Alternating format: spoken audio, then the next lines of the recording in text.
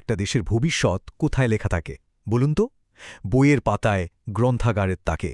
যে জাতির বই পড়ার অভ্যাস যত ভালো, সেই জাতির এগিয়ে যাওয়ার সম্ভাবনাও তত বেশি। তো আজকে আমরা এমনই একটা বিষয় নিয়ে কথা বলবো, যা হয়তো পর্দার আড়ালে থেকে আমাদের দেশের মেধা আর মননের ভিতটা তৈরি করে চলেছে। আর সেটা হলো আমাদের গ্রন্থাগার এবং এর পেছনের মূল শক্তি, জাতীয় গ্রন্থকেন্দ্র। জাতীয় গ্রন্থকেন্দ্রের মূল লক্ষ্যটা কি জানেন? খুবই সহজ, কিন্তু অনেক গভীর একটা কথা। একটি জ্ঞানমনস্ক, আলোকিত মানুষ তৈরি করা। ব্যাপারটা কিন্তু শুধু কিছু বই ছাপানো বা বিলি করার মধ্যে সীমাবদ্ধ না। এর পেছনে আছে একটা জাতি গঠনের বিশাল লক্ষ্য। আর এই একটা বাক্যই আমাদের আজকের পুরো আলোচনার সুরটা বেঁধে দিচ্ছে। তো এই লক্ষ্যটাকে মাথায় রেখে চলুন দেখি আজকে আমরা কি বিষয় নিয়ে কথা বলবো। প্রথমে আমরা জানব জাতীয় গ্রন্থকেন্দ্র ঠিক কী ভূমিকা রাখে। এরপর দেখব দেশের আনাচে কানাচে ছড়িয়ে থাকা বেসরকারি লাইব্রেরিগুলোর এখন কী অবস্থা। তারপর আমরা অনুদানের বাস্তবতা আর আসল প্রয়োজনের মধ্যে যে ফারাক, সেটা নিয়ে আলোচনা করব। আর সবশেষে 2026-27 অর্থবছরের বাজেটের জন্য একটা নকশা প্রস্তাবনা দেখব। আচ্ছা, তাহলে শুরু করা যাক প্রথম পর্ব দিয়ে। জাতীয় গ্রন্থকেন্দ্র জ্ঞানের প্রসারে এক কেন্দ্রীয় প্রতিষ্ঠান হিসেবে ঠিক কী কাজ করে? দেখুন, এদের কাঁধে কিন্তু অনেক বড় দায়িত্ব।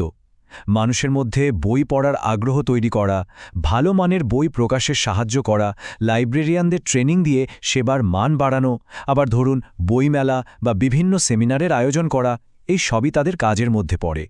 তবে আমার মতে সবচেয়ে গুরুত্বপূর্ণ কাজটা হলো সারা দেশে ছড়িয়ে থাকা বেসরকারি গ্রন্থাগারগুলোকে অনুদান আর নানা ধরনের সহায়তা দিয়ে টিকিয়ে রাখা। আর এই পয়েন্টটা ধরেই আমরা চলে আসছি আমাদের আলোচনার দ্বিতীয় পর্বে। চলুন এবার একটু মাঠের দিকে তাকাই। জাতীয় গ্রন্থকেন্দ্র যে প্রতিষ্ঠানগুলোকে সহায়তা করে, সেই বেসরকারি লাইব্রেরিগুলো এখন কেমন আছে, যারা আসলে দেশজুড়ে জ্ঞানের বাতি ঘর হয়ে কাজ করছে? একবার সংখ্যাটা ভেবে দেখুন, 830, একদম সব শেষ, অর্থাৎ 2024-25 অর্থবছরে এতগুলো বেসরকারি লাইব্রেরিকে বই দিয়ে সহায়তা করা হয়েছে।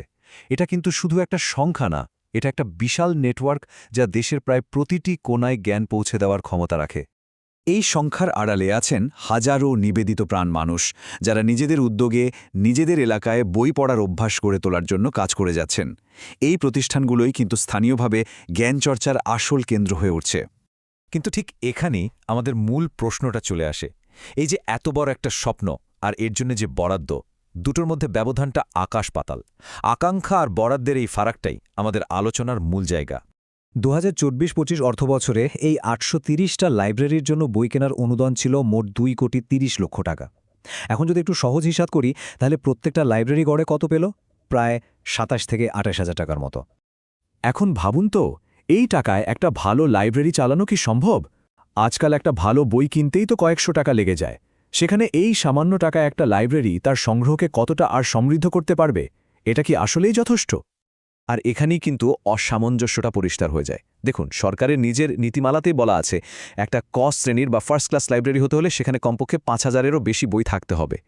ভাবুন একবার, একদিকে লক্ষ্য 5,000 বইয়ের একটা মানসম্মত লাইব্রেরি তৈরি করা, আর অন্যদিকে বরাদ্দ দিয়ে হয়তো 50টাও ভালো বই কেনা যায় না। এই বৈষম্যটাই কিন্তু আমাদের চোখে আঙুল দিয়ে দেখিয়ে দিচ্ছে যে সমস্যাটা ঠিক কোথায়। তাহলে প্রশ্ন হলো, এই লাইব্রেরিগুলোকে শক্তিশালী করাটা এত জরুরি কেন?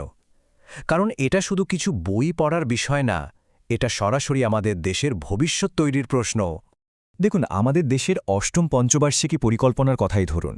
সেখানে একটা জ্ঞানভিত্তিক সমাজ আর দক্ষ মানুষ তৈরির কথা বলা হয়েছে। আচ্ছা, শক্তিশালী লাইব্রেরি ছাড়া কি এই লক্ষ্য পূরণ করা সম্ভব? ঠিক একইভাবে যদি আমরা টেকসই উন্নয়ন লক্ষ্যমাত্রা বা এসডিজির কথা ভাবি, সেখানেও কিন্তু গ্রন্থাগারের ভূমিকাটা বিশাল।